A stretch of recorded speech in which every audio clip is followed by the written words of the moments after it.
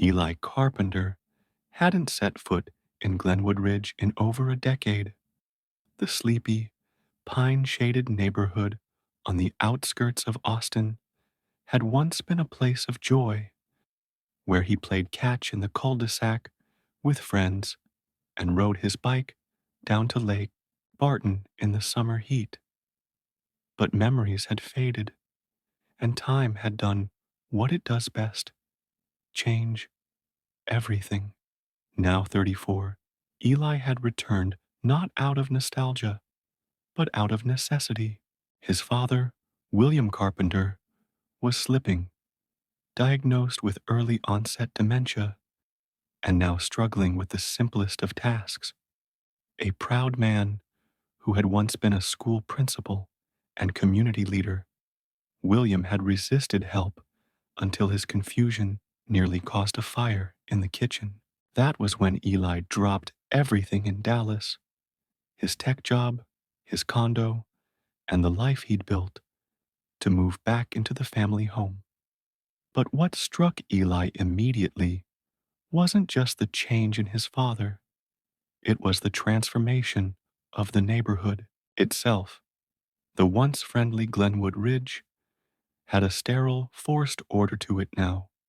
Lawns looked identical, flower beds were regulated, and almost every home sported the same muted gray palette. There were signs posted at every corner, vague but threatening: Glenwood Ridge HOA, preserving our standards. It wasn't long before Eli realized this wasn't just some typical homeowners association. It was a regime, and at the helm of it all was a woman named Linda Hargrave.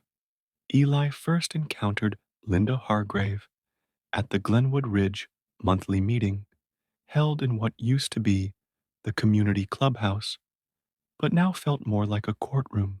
She stood at the front, tall and composed in her pressed navy suit, wielding a gavel like a symbol of absolute authority.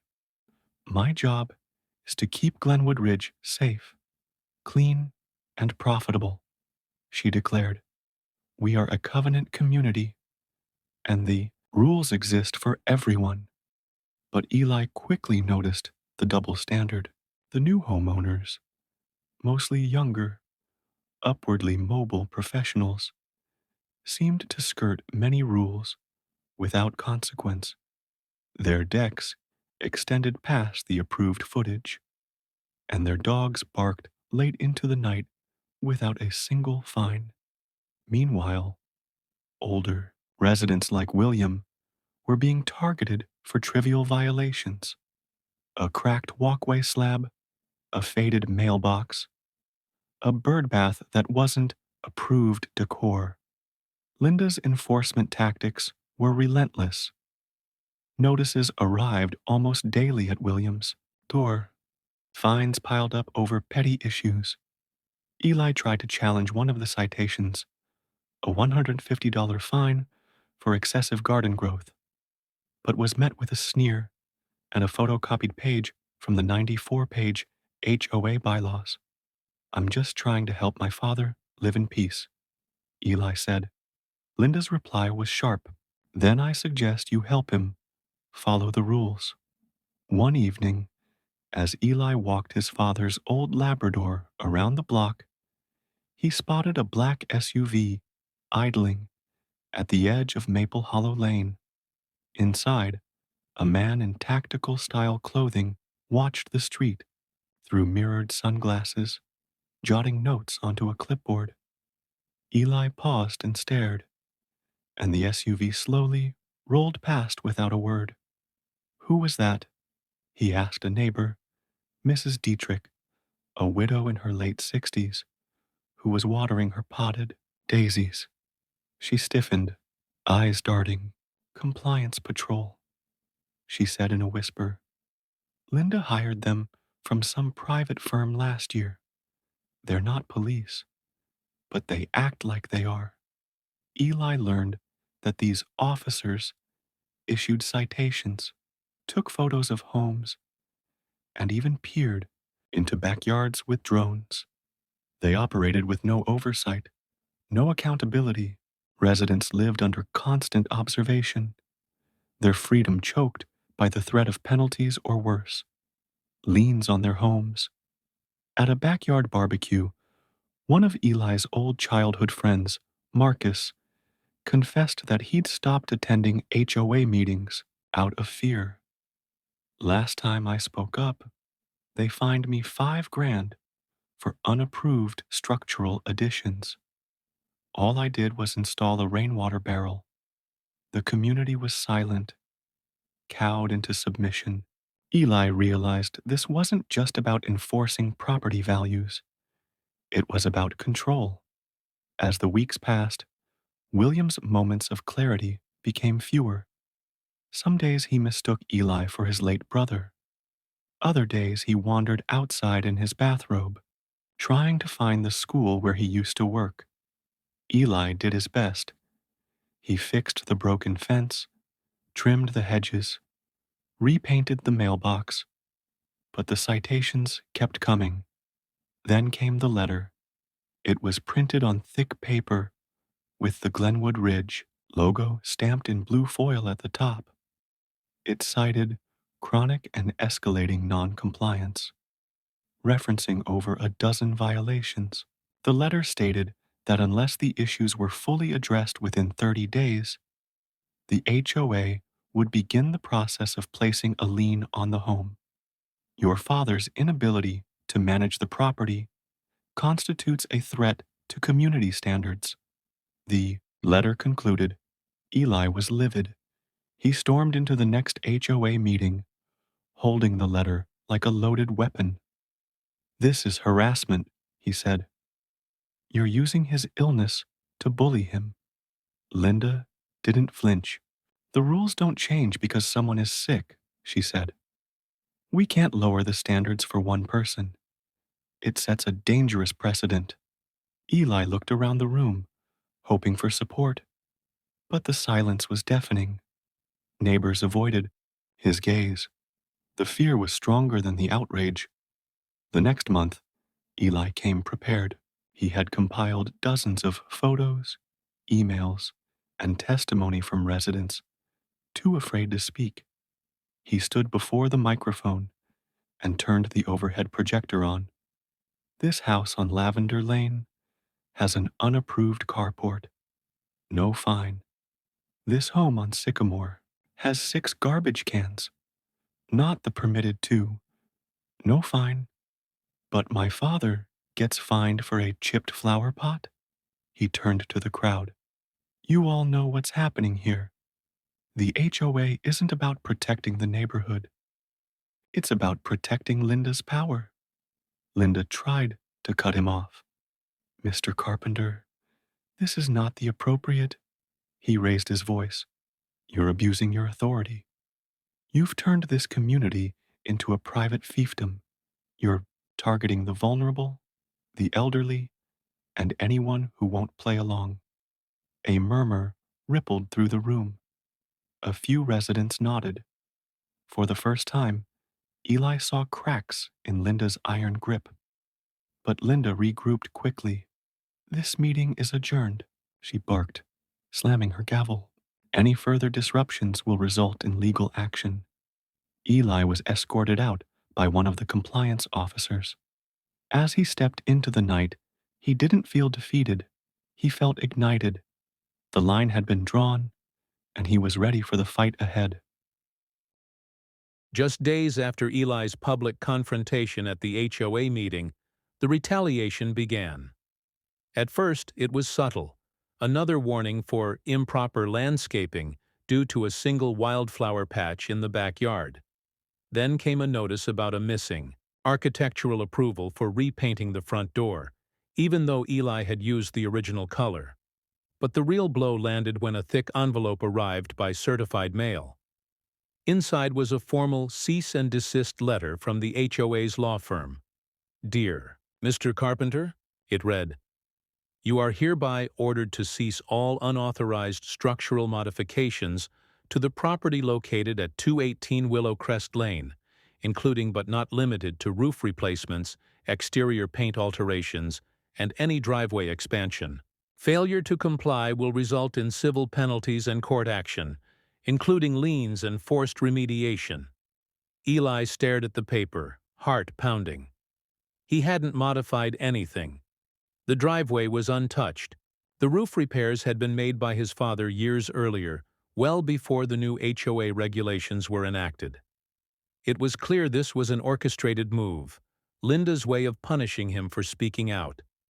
That afternoon, a white SUV pulled up in front of the house. Out stepped two men wearing navy polo shirts embroidered with the Glenwood Ridge HOA seal. One held a clipboard. The other had a camera slung around his neck. "We're here to conduct a compliance inspection," the man said. Curtly, Eli refused them entry. "This is private property," he said. "Come back with a warrant." The men didn't argue. They simply turned and left, but not before snapping photos of his gutters and porch. The next day, a violation notice arrived. Unauthorized obstruction of compliance inspection. $500 fine. Eli knew now.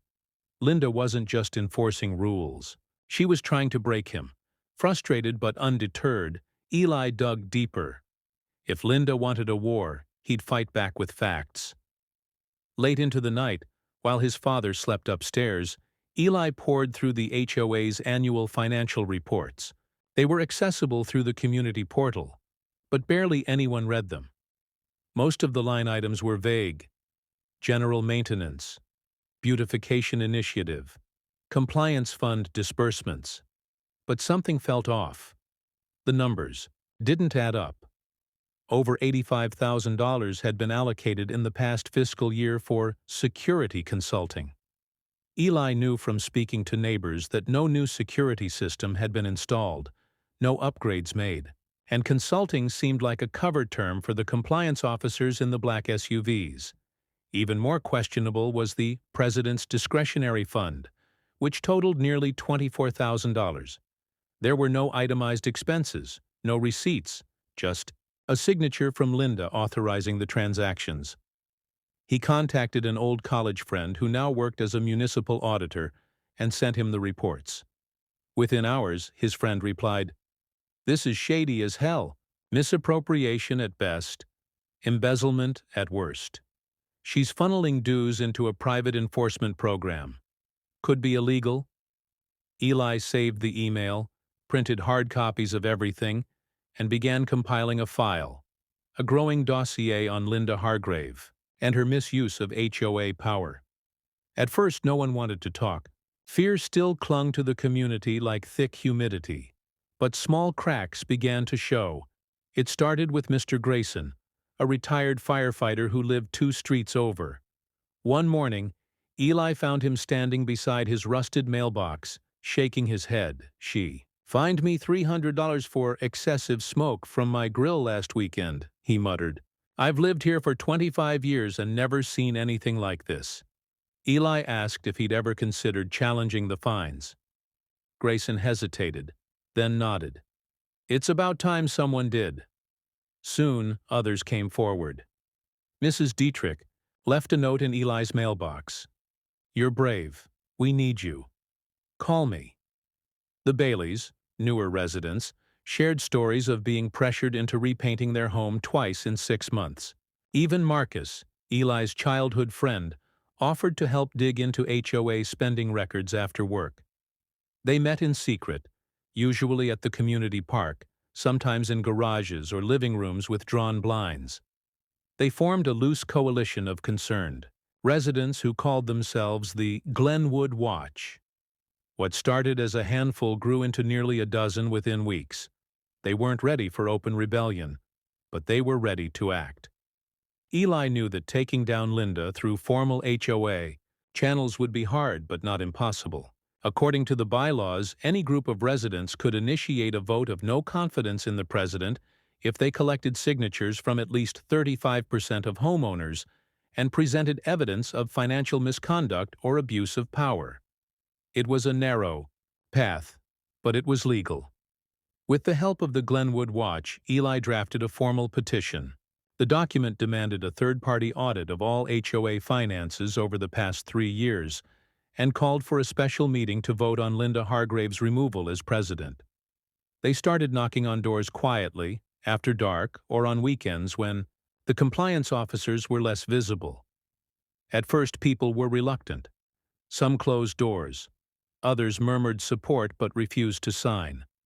But once the petition passed 20 signatures, momentum built. Stories began circulating of Linda waiving fines for those who attended her private dinner parties or contributed to her community gift fund. The idea that she was profiting off fear changed the tone. By week 3, Eli had over 60 signatures. Enough to trigger a special election. They submitted the petition to the HOA board. Linda, caught off guard, tried to delay the response. But the bylaws were clear. A community-wide vote had to take place within 30 days. The stage was set. With her position under threat, Linda launched a counteroffensive. The next HOA bulletin, normally filled with landscaping tips and pest control updates, featured a section titled "Know Who You Trust." It didn't name Eli directly, but painted a suspicious portrait of a recent returnee with no documented employment history, making baseless accusations and stoking division in our peaceful community. Soon after, neighbors started receiving anonymous flyers in their mailboxes. Eli Carpenter. What's he really after? The paper listed half-truths and twisted facts. That Eli had left a lucrative job in Dallas under mysterious circumstances.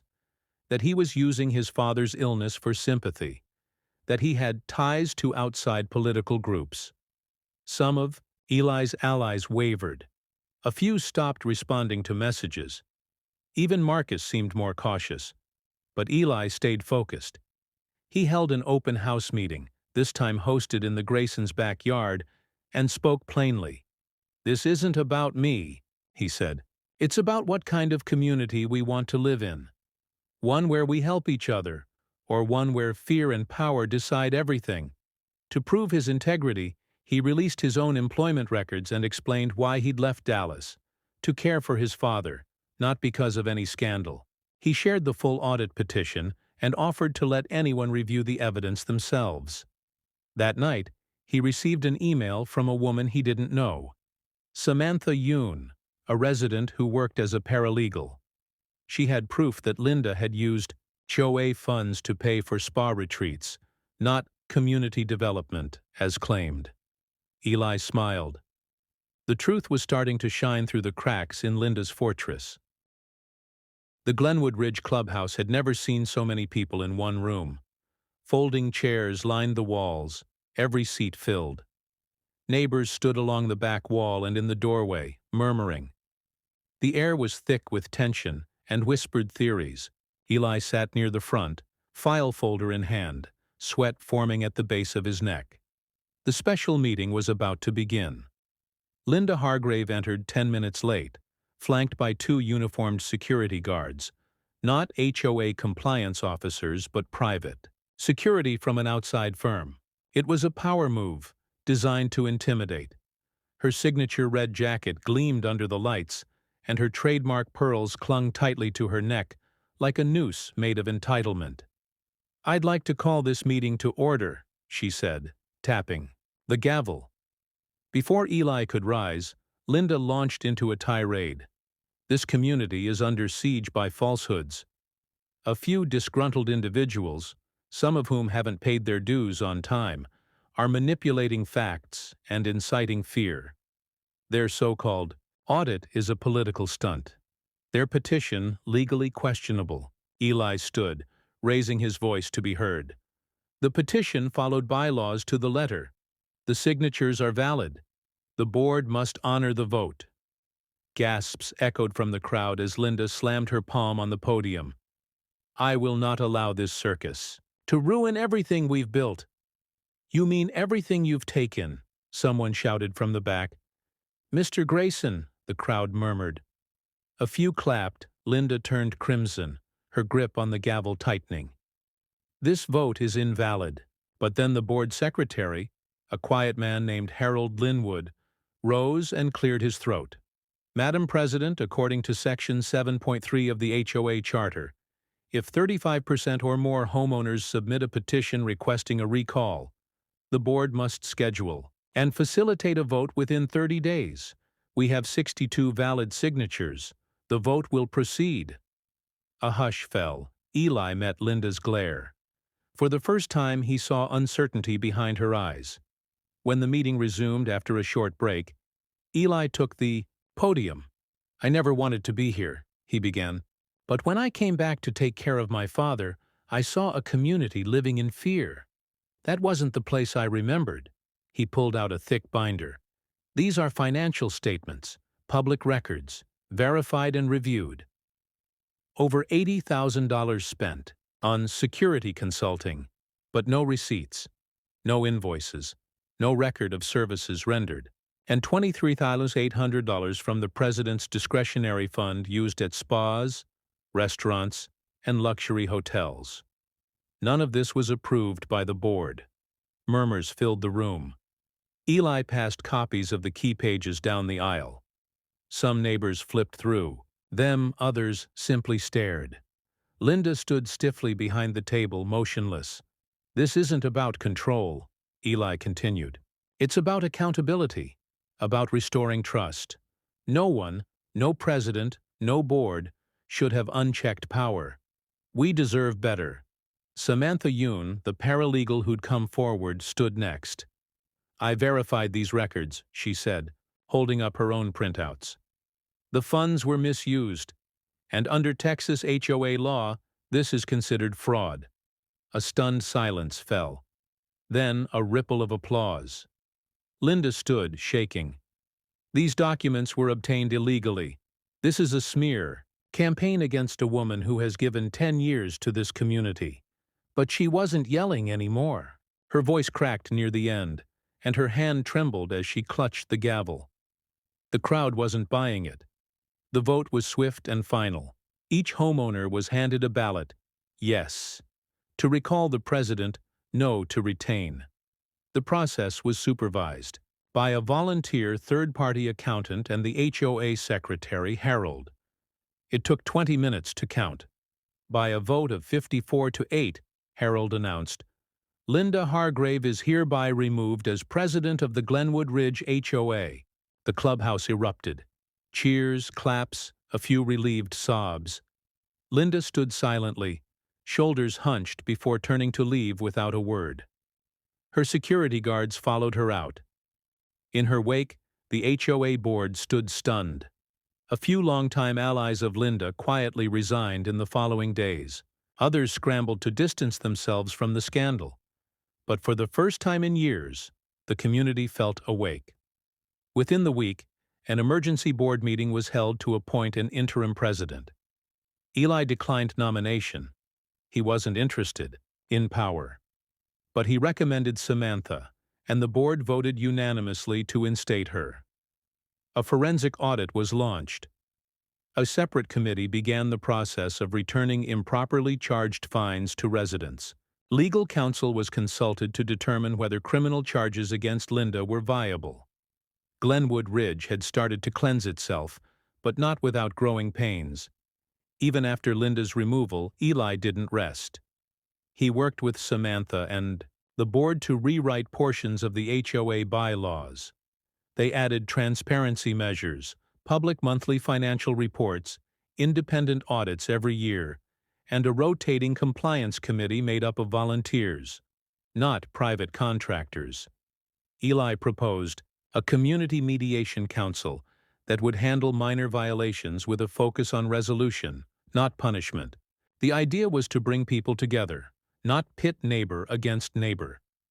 The board voted to dissolve the contract with the private security firm that Linda had hired and repurpose those funds to repair shared sidewalks, repaint faded signs, and revitalize the park near the retention pond. Trust, once shattered, was beginning to take root again. Eli refused every offer to become a permanent board member. He preferred to stay in the background. But when the community organized a volunteer appreciation event, he was asked to speak. "I didn't do this alone," he told them. You all stood up. You all said enough. Glenwood Ridge belongs to you, not to any one person. Remember that.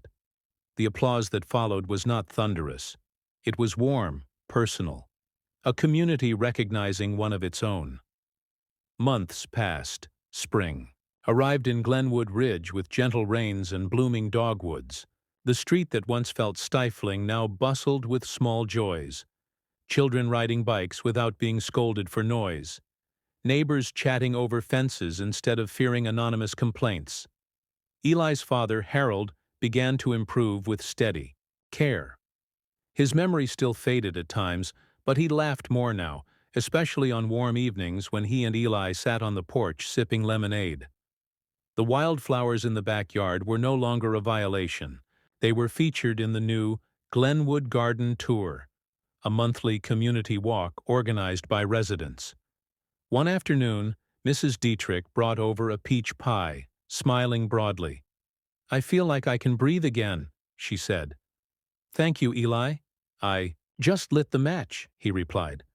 "You all made the fire burn." The fear was gone. In its place, conversations, shared dinners, community cleanups. People who'd once lived side by side in silence were learning to know each other again. As for Linda Hargrave, she'd moved out of Glenwood Ridge weeks after the vote. Word was she was facing a civil suit over the misappropriated funds, but no one spoke her name much anymore. What mattered was what remained. A neighborhood healed by truth, and a man who came home to protect his father, but ended up saving something even bigger.